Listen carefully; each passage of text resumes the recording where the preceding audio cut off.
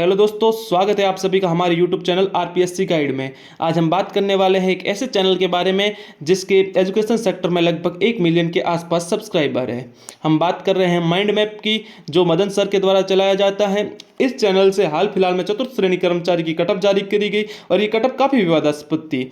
इस कटअप के वीडियो में ये दावा भी किया गया कि कुल 120 प्रश्न में से 110 प्रश्न उनके बताए हुए कंटेंट से छपे हैं। सर ने जब नंबर ऑफ क्वेश्चन की संख्या बताई और उसके सामने अंक बताए, सर ने बताया कि यदि किसी विद्यार्थी के 75 प्रश्न बन रहे हैं तो उसके अंकों की संख्या होगी 115। सर ने बताया कि 72 किसी के बन रहे हैं तो 110 अंक होंगे, 68 किसी के बन रहे हैं तो 105 अंक होंगे, 65 बन रहे हैं तो किसी के 100 अंक होंगे। लेकिन ये गणित कतई गलत है। यहाँ पे प्रश्नों की संख्या 120 में से थी और नंबरों की संख्या 200 में से थी। इस स्थिति में यदि किसी विद्यार्थी के आपको नंबर निकालने हैं तो आपको एक सिंपल सी गणित लगानी होगी, जिसमें नंबर ऑफ क्वेश्चंस को 200/120 से गुणा करना होगा, तो हमारे जो उत्तर आएगा वो 200 में से नंबर होगा।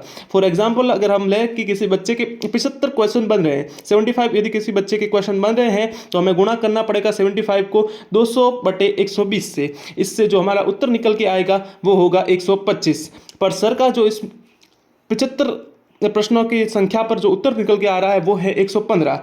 ये काफ़ी चिंताजनक बात है। सर का दावा है कि 110 सवाल उनके बताए हुए कंटेंट से आए हैं, लेकिन सर का स्वयं का सिंपल सा गणित हमारे समझ से परे है कि ये उत्तर कैसे लाया। यदि किसी विद्यार्थी के 68 प्रश्न बन रहे हैं तो उसके नंबर आएंगे 113.33। यदि किसी विद्यार्थी के 70 प्रश्न बन रहे हैं तो उसके नंबर आएंगे 116.66। यदि किसी विद्यार्थी के 65 प्रश्न बन रहे हैं तो 108.33 नंबर आएंगे।